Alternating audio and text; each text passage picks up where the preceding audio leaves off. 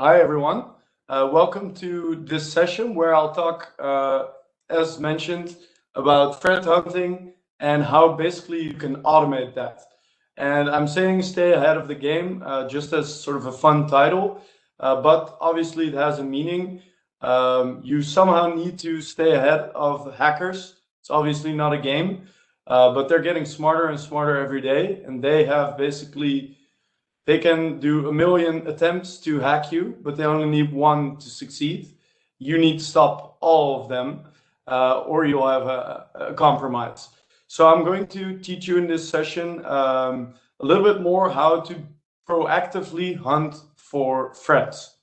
So as mentioned, my name is Christopher van der Made. I'm based out of the Netherlands, and I'm a developer advocate security. If you have any questions, please drop them in. I'll also pause here and there during the session to make sure that all of them are answered. So before I start, I would like to make a statement, and that is that there's simply too much information out there. And that is obviously quite a broad statement, but I'm meaning specifically threat intelligence. So information about new threats that might be going on, new malware campaigns, and specifically as audience, I mean security operations center analysts. So there's literally too much information to consciously process. So therefore we need to automate as much of this analysis and enrichment so that your analysts, human beings, only have to look at the things that actually matter. So hopefully at the end of this session, this statement will make more sense, and probably you'll already agree with me. All right, so the agenda for today, first of all, I'll do a quick introduction into threat hunting. I'll then do a introduction into SecureX and threat response, which will be basically main topics that I'll talk about today. I'll then talk about two use cases, one using Twitter, the other one using Talos blogs, but also more as source of threat intel, and it will make a little bit more sense as we go along. And obviously, we'll finish off with a conclusion, and I'll save some time if there are any questions for at the end there. So the introduction to threat hunting, probably if you ask 5 different people what threat hunting is, they'll all say something different. But I think everyone will agree that threat hunting usually involves proactively hunting for something. So that means you're not reacting, but you're proactively going out and looking for threats instead of waiting until an alert pops up. So there is actually a very smart person that wrote basically an article about threat hunting. I would definitely recommend checking it out. And I'm just using this as an example because he had a pretty good threat hunting loop, which I thought was quite interesting.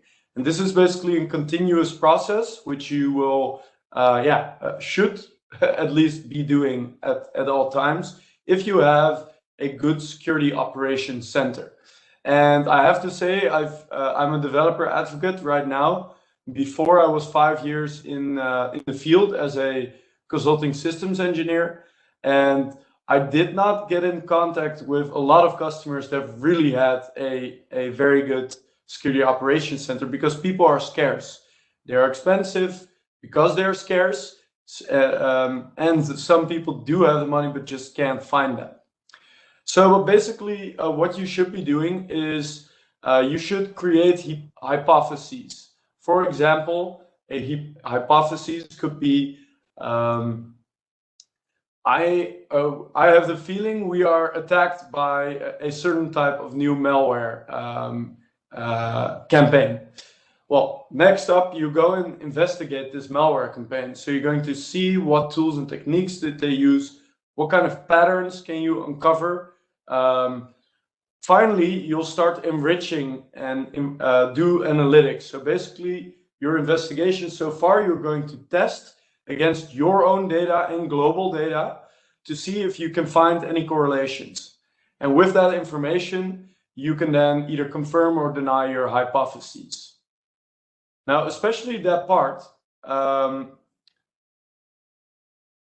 this part, the analytics part and the enrichment part specifically, you can do a lot of automated methods here. And during this session today, I'm going to tell you a couple of them, but obviously there are way more that we can cover. So this is also quite interesting. In that same article about threat hunting, the writer or the author talks about different levels that you might have in maturity of threat hunting. And basically, if you look at level 0, relies primarily on automated alerting, little or no data collection. So basically, this means you install a firewall and you just wait until an alert pops up. Level 4, if you see that, level 4 actually says that a majority of the successful data analysis procedures are automated. And I really like that word of automation of the data analysis. And actually doing data analysis in an automated way with tools like SecureX is actually not that hard. So getting from level 0 to 4 obviously takes quite some governance and the right procedures and the right people, but you can actually take some stuff from level 4 quite easily. Now, just finally, last couple of slides on threat hunting here. I mentioned this in the beginning already.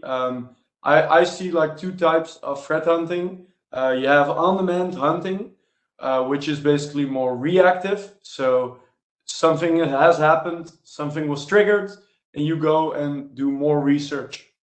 The other one is more automated continuous hunting. And that's what I'll show you 2 demos of today. And that it more resides around taking in data and automatically cross-correlating this or cross-referencing this against your own data and see if you actually you might have compromises in your organization. Now, this is also interesting. This is the pyramid of pain. If you Google the pyramid of pain, well, maybe add cybersecurity. I'm not sure what else you'll find if you Google the pyramid of pain, but you'll find this pyramid, and basically they talk about this is how you can hurt a hacker.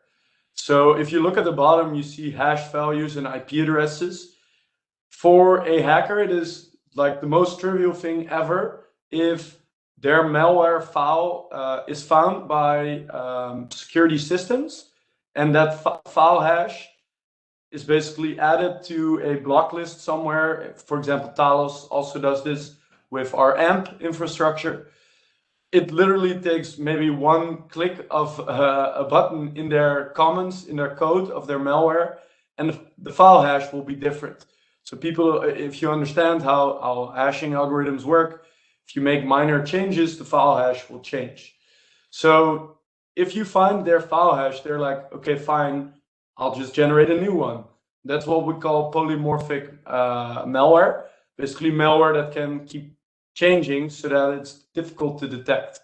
Now, IP addresses, similar, and domain names, if you find these from a hacker, they can generate new domain names, host their stuff on a different IP address. So still, yeah, quite simple and easy. If you really find out their network and host artifacts, this starts to get annoying. Finding out their tools, their techniques, etc., and procedures. The last one, if you find out what they're actually doing, how they operate, yeah, that's killing for hackers. If you ask me, these first 4 layers, you can probably automate a lot of this stuff around here, finding these, blocking them, etc. Up in the chain, this probably requires human interaction. So here you probably need to get your analysts and let them analyze what is going on.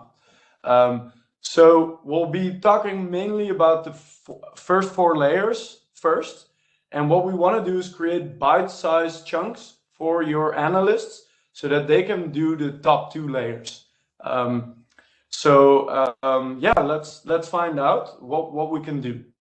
Now, in this session, we will use 2 tools, basically. Well, probably more, but 2 main tools. One is Python, my favorite programming language right now, which I switched to a couple of years ago. Well, actually, probably 7 or 8 years ago, I switched to Python from other languages. And yeah, I prefer it a lot. And within Cisco, we use it a lot. So it makes sense to talk about it today. The other one is SecureX. SecureX was launched, well, specifically threat response was launched a couple of years ago. SecureX is basically now the platform within our Cisco security portfolio. Threat response is one of the applications or features of SecureX.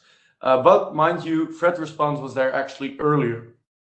Now that we talked about threat hunting, I want to dive a little bit more into SecureX and threat response. Just a quick summary, threat hunting, in my opinion, what we'll be talking about today is more the continuous automated threat hunting. That means that you're proactively looking for threats in your environment and the enrichment of data and the cross-referencing of data, we can very well automate. And obviously, we're going to use SecureX and threat response for it. So if you look at SecureX, I prefer not to use marketing slides, so I usually dive into this slide. SecureX is an architecture. It's not really a product. We actually offer it for free to customers. So if you buy one Cisco security product, you get SecureX included. And it's basically an architecture or a platform that contains multiple features. First of all, you need to log in into the dashboard. We do that with Duo. You then have features like threat response, SecureX threat response, and SecureX orchestration. These are 2 big applications within the SecureX architecture. For those that know, the orchestrator is actually based on Action Orchestrator, which has now been sort of internally acquired by the security business group. And it's now fully integrated into SecureX. And this is basically a low to no code orchestrator. Threat response, we'll talk about a little bit in more detail later. But basically, it allows you to investigate threats and respond to threats as well. So this is also that response. You can also trigger orchestration workflows from threat response. Now on the right here, we see our Cisco products, and we see important arrows going back and forth. On the one hand, we see local threat intelligence. For example, this can be firewall logs that we query from SecureX.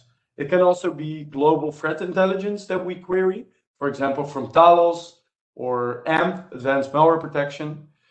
But we can also back and forth send response actions and triggers. So basically, we can do read operations, but also write operations if you make it very simple.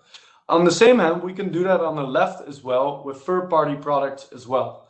So we don't just do it with Cisco, we do it with third-party as well.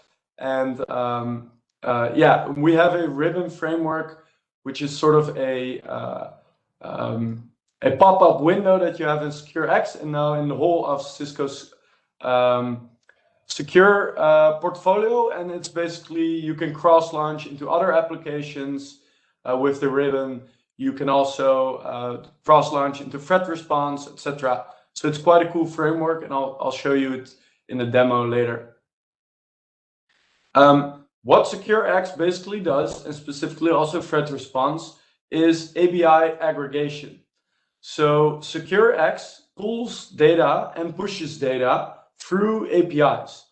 If I were to do anything in SecureX and I click the close tab button, then the tab will be closed and the data will be gone, or maybe it will be temporarily stored somewhere in cache. Well, actually, I don't think we do that. So we are not a SIM, so a secure security intelligence and event management system. We don't gather data. We pull data when we need it, and we push data when we need it. And that is actually quite a powerful platform.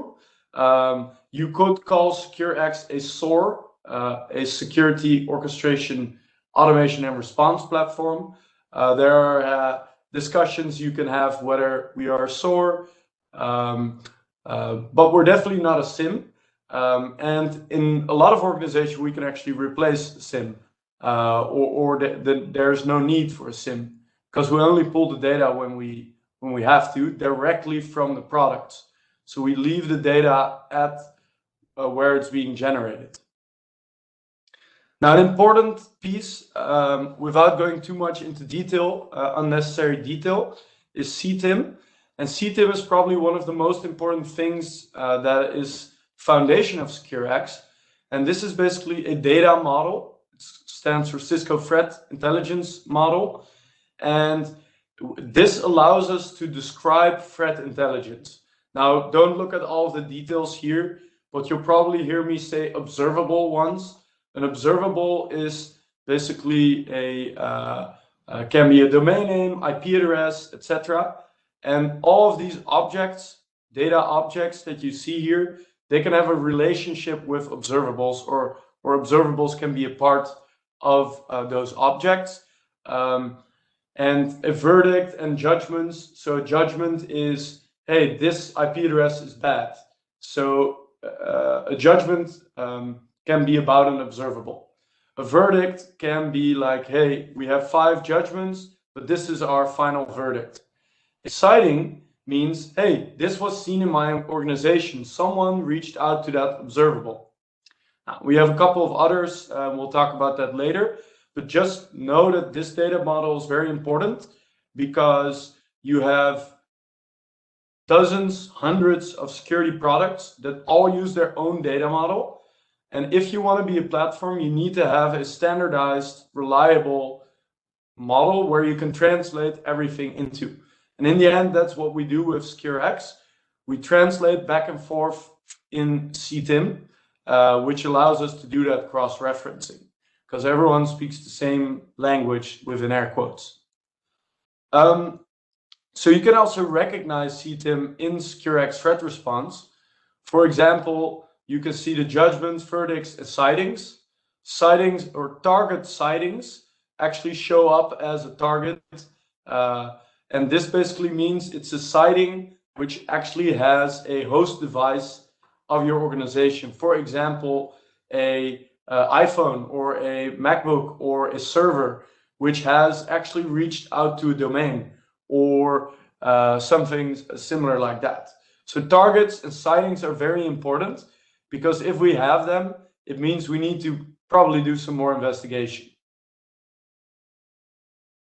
Now we can also interact with CTIP from the API, obviously. So everything in SecureX is built on top of APIs. It's built with Open API spec, and it uses OAuth 2 as authentication. So standardized API method.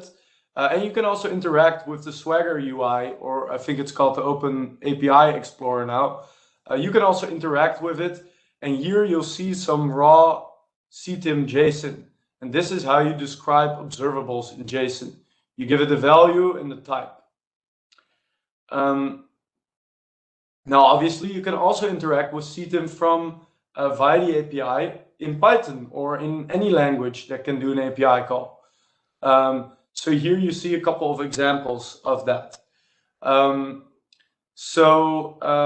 Yeah, that is all quite interesting ways of interacting with CTIP. I see the arrows stayed behind, but this is just to show you a workflow that you could use in threat response. Is you can use Intel sources, Casebook, or incidents as basically source of your investigation. From there, SecureX will pull information from all kinds of threat intelligence sources, but also from local threat intelligence. So has it been seen in your environment? And finally, you can actually take actions like blocking something, all from threat response. And all of this, because it's API first built, we can also do from Python.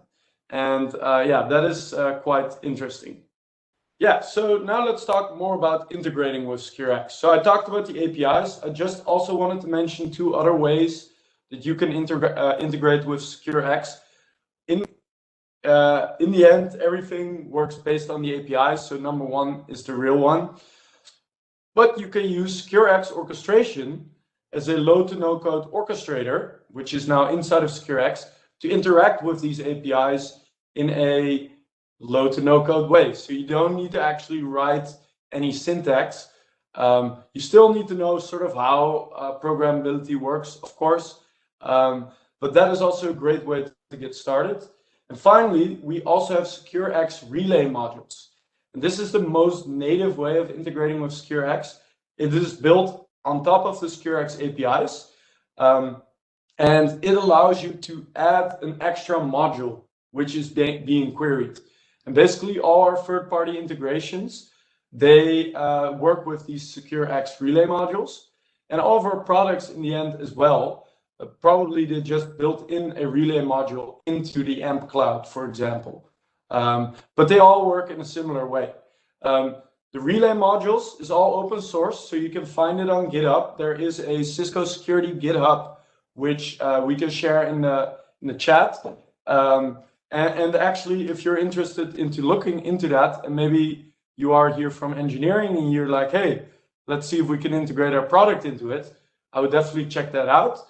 And on developer.cisco.com/SecureX, we actually have a learning lab that teaches you to work with the APIs, the orchestrator, or with the relay modules. So all of these methods. All right, so now we talked about threat hunting, we talked about SecureX and threat response. Now let's more dive into an actual use case where we're going to combine threat hunting with SecureX. And the first one is going to be Twitter. And probably you all know Twitter or use Twitter. And we're going to ingest Twitter to look for threat intelligence. Then we're going to do automated enrichment, and we're going to take some actions. And I'm going to also attempt to do a live demo, but everything will be around OpenDeer.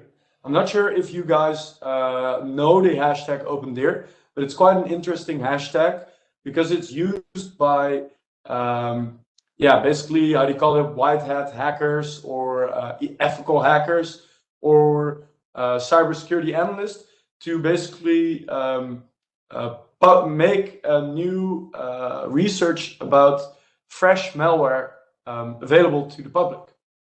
Here's an example of the timeline. This was a while ago, but as you can see, I'm searching for the hashtag OpenDeer, and you can find people posting like, hey, this domain I found is actually malicious. Or here, hey, these IP addresses, they're trying to exploit from this. So that's actually quite interesting. As a demo, I actually did this tweet, when was this? Like an hour and a half ago. And we're going to try in my demo to also find this.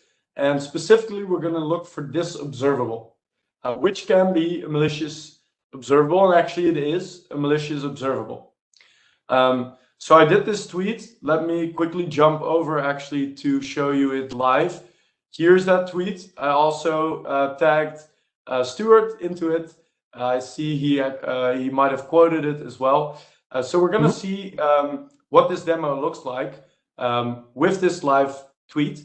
There are actually many tweets out there, as you can see. So they're not necessarily, I think, a couple of them per day, but still too much information to check like every day, right? Or every hour. So you want to automate stuff like this. So we're going to try and find that. So I've built a script that does exactly this. So the first time the script runs, it's going to retrieve all of the tweets possible from that hashtag. You can also add more hashtags, obviously. It's then going to parse and clean the tweets. If it wasn't the first time the script runs, it will actually check if there's new tweets available. I'll talk to you a little bit about the Twitter API, but you can sort of say, oh, give me only the tweets that have been tweeted since this time. Probably you want to run it every day or every couple of hours. If there are no new tweets, we're going to sleep and we're going to wait until the scheduled interval hits again. Now we're going to then actually retrieve observables with the SecureX inspect API. And this is an API that you can give a blob of text and it will give you back domains, IP addresses, file hashes that it finds into it, email addresses. It's a very powerful regex API basically, which SecureX threat response uses a lot. It will then check, are there any observables? If so, we're going to enrich these observables. If not, we're going to skip the tweet and we're going to give some user feedback. Now, this is important. When we actually find observables in the tweet, we enrich the data and we find that we actually have target sightings in our environment. This is interesting because this means an ethical hacker tweeted about a new domain name, for example, like I just did, and someone in your organization actually made a connection to that domain. What we then do is we create a case in Casebook in SecureX, and we send a WebEx Teams alert with a high priority tag. If not, we'll still create a case. You can actually turn this off, and we'll send a WebEx Teams alert, but it probably requires less work or no work because you don't have anyone in your organization who reached out to it. Now, if there are any more tweets in the queue, we're going to go like this. If not, it's going to sleep. So this is sort of what the script looks like. This is the result which you'll get.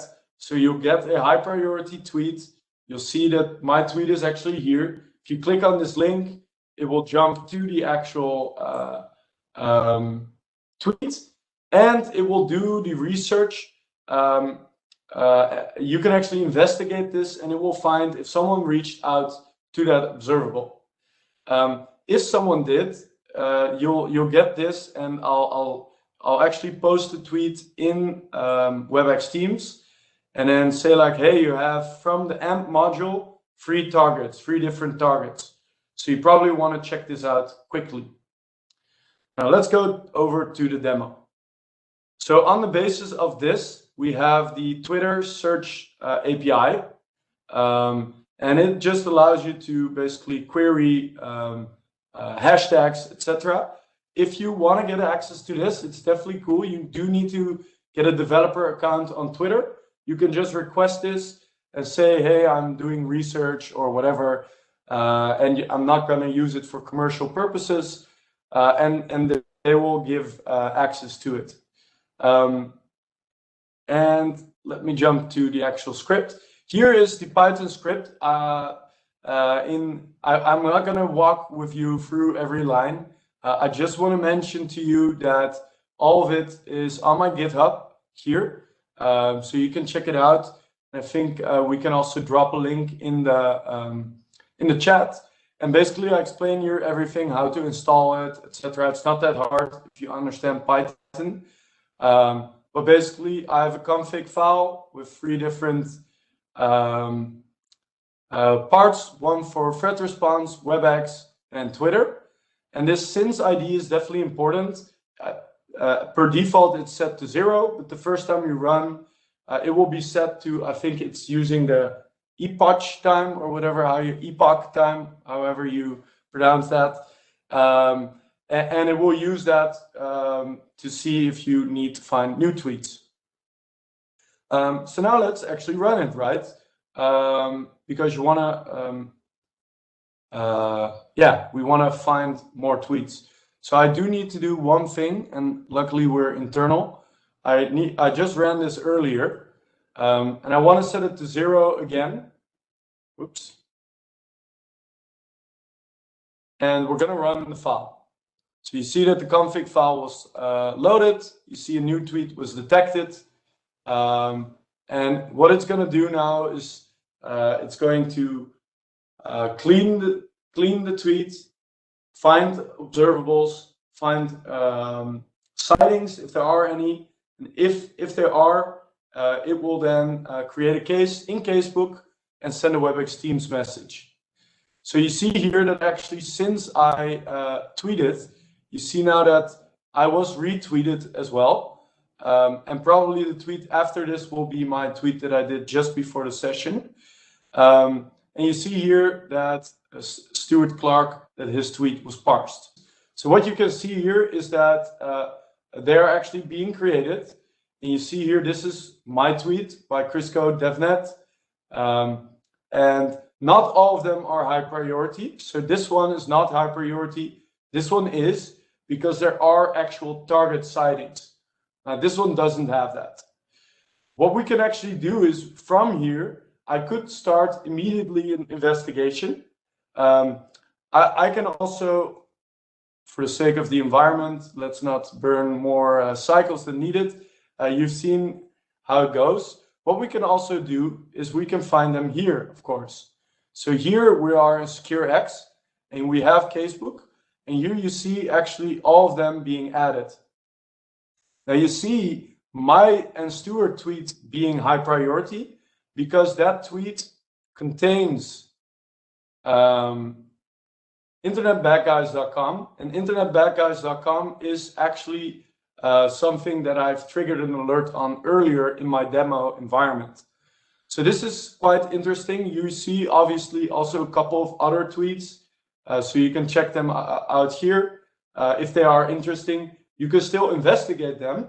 So you can click on investigate, but probably we're not going to find any targets because we already did this investigation with the API. So we actually saved a lot of work here for our security operations center workers because they don't need to manually grab data from that tweet and then put it in threat response and see if we have targets. All they need to do is they need to monitor this space, and whenever something with high priority comes in, they need to click the link and it will automatically start that investigation, as you can see here. Yeah, I hope this was a cool demo. I always really like it because you can do a live tweet and it will actually find it if you add that hashtag. I don't want to convolute this, so I do always add something that is actually malicious. I don't want to be adding google.com or whatever here in case some other person is doing something with this API. So again, everything is on my GitHub, which is over here. And you can definitely check it out if you're interested into it. Basically, there's a lot of functions which you can just take from me and reuse as you see fit. And you can just use different sources than tweets, right? In the end, this is where that magic happens, where I'm doing checking if we have return sightings or not. If there are 0, which is usually the case, hopefully, we'll just send a normal message, and otherwise we'll send the high priority message, as you can see here. It actually took me quite a while to make all of this this markdown, which was quite fun to work with, to make sure that you get that line and etc. All right, so this brings me to the second use case, which will be a bit shorter because I'm not going to do as extensive of a demo on this one, but I do wanted to share this one. So Talos Intelligence probably is known to everyone, but is Cisco's threat intelligence organization. They have a pretty epic blog where they post blog posts about new malware campaigns. They sometimes are like referenced in New York Times, etc., when there's a new outbreak. So they're really cool. Now you could say, why would I care about that blog? Because everything that's in that block is already blocked by Cisco, right? Well, it could be if something is a 0-day and there is being blogged about, and someone reached out to that domain or an IP address or file hash 29 days ago, or whatever the time limit is on that product, you might get a hit from a while back, which still is very important. So what we're going to do is we're going to use this as a source as well. This is a little bit of an older screenshot, as you can see. This is the first iteration of my script. They post a couple of blog posts per week. Often they contain insights, and they contain many interesting observables, as you can see here at the bottom, also called indicators of compromise. And now there's many more blogs out there like Talos. So yeah, here you see those observables. So how can anyone keep track of and following certain hashtags and certain blog posts? How can you do that and also respond to alerts? Well, the answer is you can't, unless you maybe can hire 100 people. So I did a very similar script. I'm going to go a little bit more quick through it. But basically the blog, the tweet is now a blog, and we can go through multiple blog posts actually. So I've also added FortiGuard from Fortinet and Unit 42 from Palo Alto as well, which are obviously our competitors. But I mean, they might also have interesting information that we should look at. So yeah, here you just see some code snippets when we're creating a case in Casebook. How simple that is. All you need to give it is some JSON, and we're basically doing a post with that JSON message. Or JSON payload, I mean. And this is basically how to extract observables. So this is that inspect API endpoint that I talked about earlier. We can give that raw text, as you can see here, and even defanged IP address, as it's sometimes called, we are able to parse out as observables. So all you need to do is send that blob of text as data payload, and it will return you observables in the exact CTIP data format that we need. All right, so I'm not going to show you the entire demo of this, but I do wanted to share with you that this is also on GitHub. There is a demo which you can watch, but we're nearing the end also of that presentation. I think the demo is, what is it, 15 minutes or something? Yep. So let's not check that 15 minutes right now. But I just wanted to mention I have a similar config file like I did with the Twitter script. But what I do here is I loop through RSS feeds. And what I then do is I grab the body of a blog and send that as raw text to the inspect API, just to show you how powerful that is. And I do that for all of these. And similarly, like with the Twitter API, there is an RSS feed that or an Python RSS, forgot the name of it. It's called feed parser. This is basically a Python library or Python module, which you can import, and it will actually be able to look at some metadata of an RSS feed so that you only import the latest blog post. And that is, again, a measure I took against noise. You don't want to import the same one twice. And just to show you how that works, as soon as the script runs, it will actually write this here. This is for Twitter, but I'm doing the exact same thing for the Talos blog parser as well, as you can see here, which I actually renamed to RSS feed, since we can do new. So I'm actually writing the config back all the way at the end, as you can see here. So let me just show you here. I'm writing the config all the way at the end to make sure that the last etag and last modified is checked. And that is also something that I'm checking at the beginning. Has there been a new blog yes, posted yes or no. All right, so I promised this was a little bit of a shorter demo, but I hope that you believe me that I can do the exact same thing. And actually, by the way, to prove that, I think I saw some in my casebook, actually. So here you see, for example, the FortiGuard RSS feed. And if I scroll further down, you'll probably see the Talos one as well. So without further ado, I'll move to some conclusions, which I hope you agree with. So we're nearing the end of the presentation, but I still have some stuff I wanted to show. Is this easier than manually searching Twitter? I'm very curious if you agree. If so, I really hope that we can get our customers to start working with this as well, and asking Cisco and our partners to either build stuff for this or to do it themselves. That would just be awesome. Some other summaries. Threat hunting is all about gathering data from internal monitoring and intelligence, or global and local threat intelligence, as it sometimes is called, and then cross-referencing it. Threat hunting is not something you just do on demand. It should be something that you continuously do in the backend.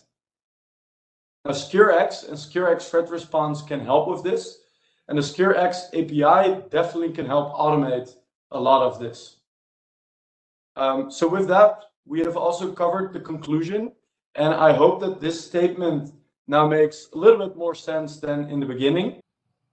With that, I would like to thank everyone for watching and listening. I hope you enjoyed the session and learned something new. If you do have any further questions, please feel free to reach out. Thank you very much and have a great rest of your day. Bye.